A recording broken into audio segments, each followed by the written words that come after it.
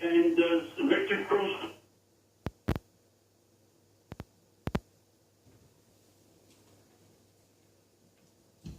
You.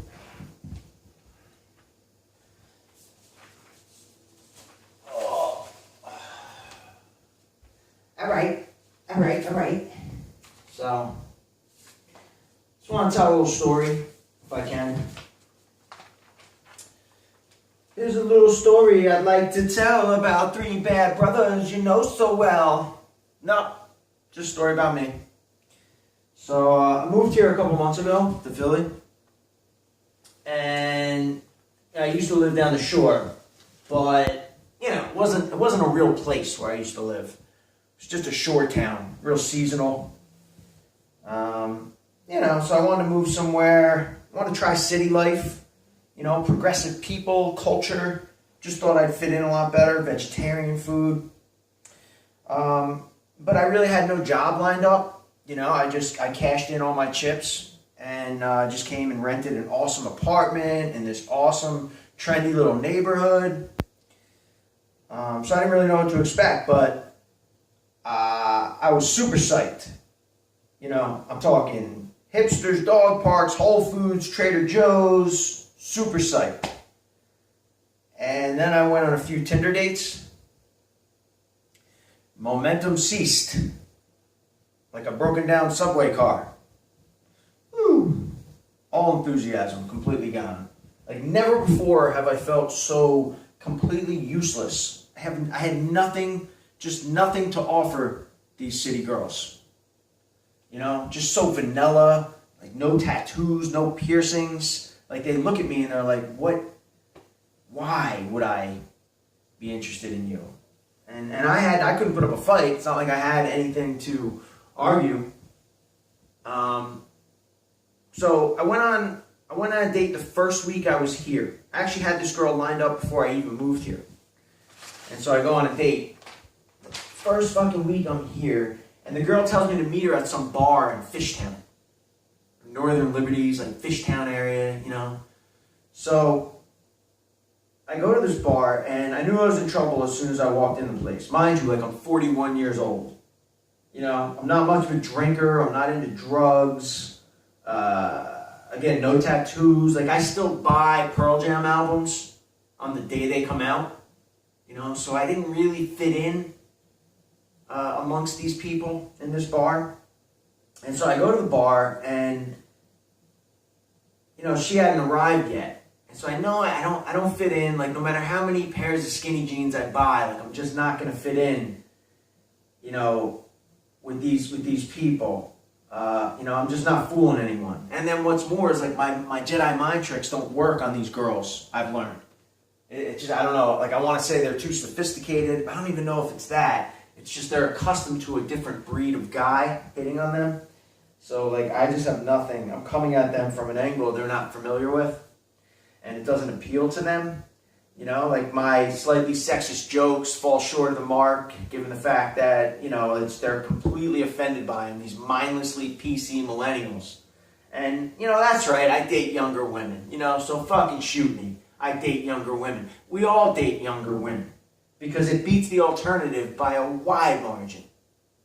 And that's not being superficial either. That's a whole other story that, we can get into on another day. But, I date younger women, and then I sit here and I complain when I fail to make a more significant connection with them. And, that's what I do, and I'm going to keep doing it until I find my perfect manic pixie dream girl. Because she's out there. I know she's fucking out there. She's adorable, and she has an old soul. And I'm going to find her, eventually. It's a numbers game. At some point, we're going to have to fucking bump into each other. But these Philly girls are pure fucking evil. I swear to God. Like, I thought they were bad other places, but here, they're even fucking worse. Like, I think it's women's lib run amok, but this is not what Gloria Steinem meant when she said burn the bra. Like, she didn't say, like, grow out your fucking armpit hair. There was never anything about that, Like, the armpit hair and the crusade to destroy the patriarchy. Like, every girl in Philly, that's what they talk about. They just want to, like, destroy the patriarchy. Really? Like, I just want to fucking grab a drink and maybe make out. Like, do we really need to get into the whole, and just stay off OkCupid. Like, Tinder's bad, but stay off OkCupid for sure. Unless you're into some sort of polyamorous, Peter Pan, sexual, it's just all about sex. Like some sort of gender fluid heroin addict, with the armpit hair and the tattoos and, she lies. They lie. They lie about what neighborhood they live in. What the fuck is this phenomenon? What is this about? A girl tells me like, oh, can you come pick me up? I live in Fishtown. Like, bitch, this is Kensington. Fishtown. Oh, yeah, I'm in South Philly. I'm in like Passyunk Square. I live in Passyunk Square. Like, at best, you live in Point Breeze.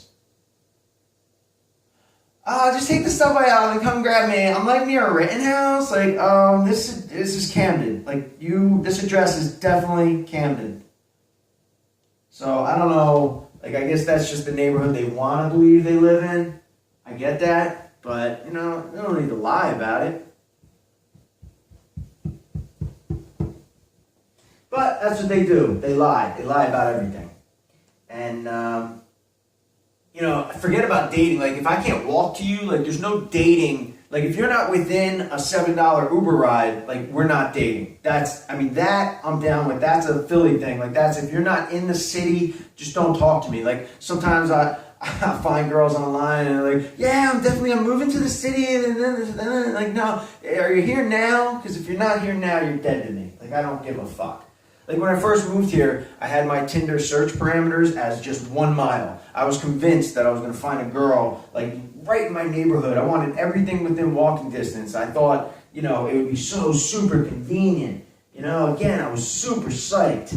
But 3 months later, and I'm back to chronic masturbating, and I got my search distance at about 30 miles, and occasionally I'm taking rides back to this town in North Jersey where I grew up to have sex with some woman who's divorced and has 3 kids because we dated in 9th grade. That's what it's about. It's about balance, that now is, I am the male counterpart to that woman in her late 30s, divorced with the kids. Like, that is, I am the male version of her. That's what God is telling me to stick my penis inside of. Like, that's what is being thrown at me, and I'm just trying to hold back the vomit as I do it. And it's horrible. It's horrible. I don't even like those words coming out of my mouth. It's terrible. But at some point, what can you do? Whatever makes your dick hard, like, it is what it is. I'm not. But let's not talk about that. So, you have to fuck the people that you can fuck. You gotta fuck the opposite gender counterpart to whatever you are. Unless you're a really hot young girl or you're a man with tremendous financial resources. And then you get to defy the laws of nature. Those people get to just buck the system and fuck anyone they want because apparently this is America. And, okay, I'm sorry. I said I was done talking about that. I guess I wasn't. It's just, it's tough. It's very sore spot for me. So back to this first Philly date. So I walk into this bar. The girl hasn't arrived yet, most likely because she's traveling via subway from the actual neighborhood she lives in to the neighborhood that she wants to live in, with all the cool artists, with the trust funds to help finance all their tattoos and, their fucking septum piercings. Like, every girl in Philly, apparently, it's mandatory. You have to have a fucking piercing right here so you look like a little baby slut bowl. Like, they're just running around everywhere with this fucking piercing, Prerequisite for fucking living here, apparently. You're 20-something, you live in Philly, tattooed, yeah. That's cool, I love them. I fucking love them, they just won't let me fuck them, so I have to tell myself I hate them. But, so I get to the bar before this girl does, and she texts me, and she has me order her food and a drink so that it's ready when she gets there. So, and I do everything a woman tells me to do. So I'm not even, like, at this point, that doesn't even raise a red flag for me. I'm like, yes, excuse me, barkeep, can I order the fire wings? Hey, how many do you want? Yeah. and a vodka and Belvedere. Okay, Belvedere and cran. The bartender's like, oh, is this for Allie? I'm like, yes. Again, should have been a red flag, but it wasn't to me. Just thought like, oh wow, this girl's really popular. She knows everybody. And so let's go to the chase. Turns out this wasn't a date. It just wasn't a fucking date at all. This was, I'm gonna go hang out with a bunch of my friends at my favorite bar, and I'll get this Tinder guy to buy me food and drinks and pay for everything, and that'll make the night even better. But fucking I didn't know. I just thought it was a date. I mean, what am I supposed to do? So, no, it was just, let's get this Tinder guy to buy me dinner, and in turn, help speed up his subsequent suicide attempt. Help speed that up. Good job there. Thank you. Appreciate that. I'm fucking dead up to my ears. What's another $120? I dropped $120 that night.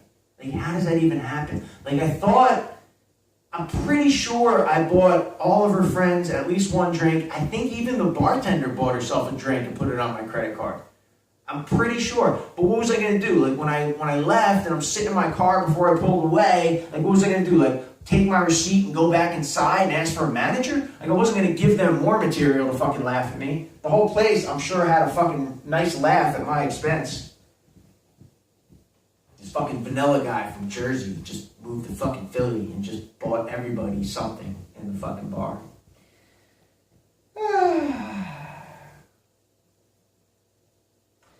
Yeah, so I'm pretty sure as soon as I walked out of the place, the whole place was just laughing, and with their fucking incense and their dilated pupils and their dreadlocks and their ambiguous ethnicities and tattoos and piercings, and they're all so fucking cool, way too cool for me. Yeah, I didn't fit in. I mean, shit, I'm 41. Why am I even trying to fit in? My God.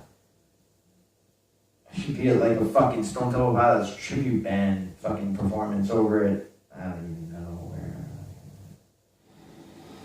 And these fucking people, like, inside the bar, they're like having fun and dancing and laughing. These godless fucking heathens, where did they think they were? Like at a fucking at a bar with a cool DJ on Friday night? Like where? I don't get it. Just happiness eludes me.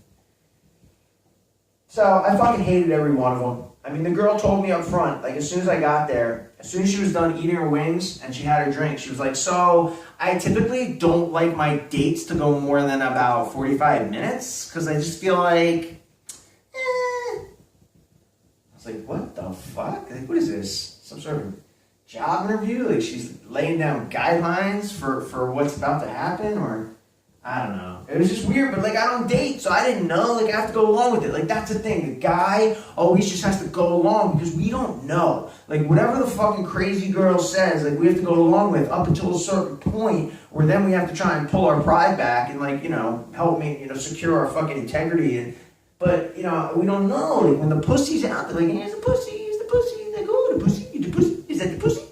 You gotta just fucking, like the Pied Piper, you gotta follow along up until you absolutely know that the pussy is not happening. When you know that there's not gonna be the fucking, there's no fucking, then at that point, things can change. You can make different decisions, different choices. So I did.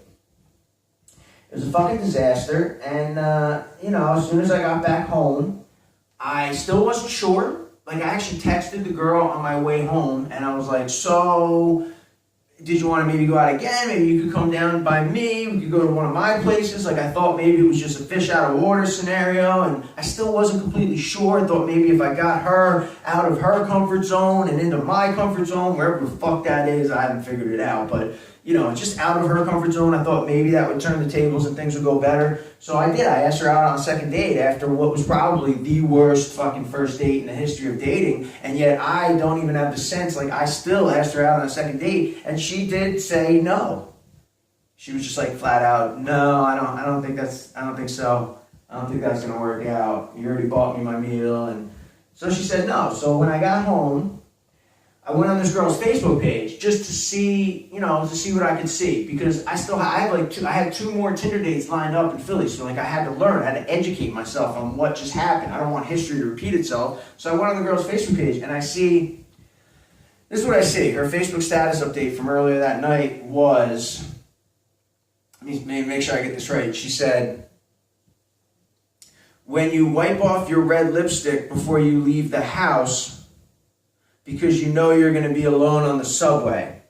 Hashtag rape culture. So, at this point, fuck it. Scorched earth, right? I can just fucking bomb the whole thing. I don't give a fuck. So I left a comment. I mean, I just had to. I left a comment and I said, again, let me make sure I get this right. So I left a comment and I said, what the fuck did I say? Oh, here we go. I said, I don't think that is something that you really need to worry about. Hashtag get over yourself. Hashtag attention grab. Hashtag you can put lipstick on a pig, ...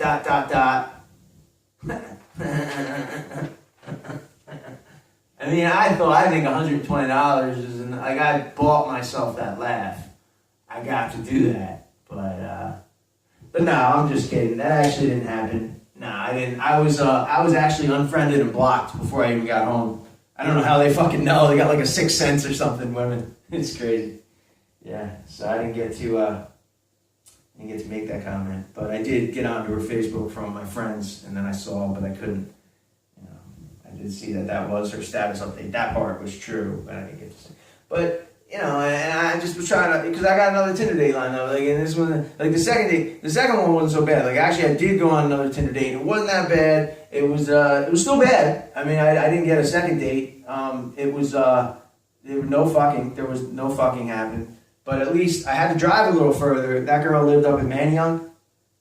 It was Roxborough. She lived in Roxborough, but so it was a little bit. I spent less money, but then the traffic and the gas wasn't good. So that's about it. So my honeymoon is over here in Philly.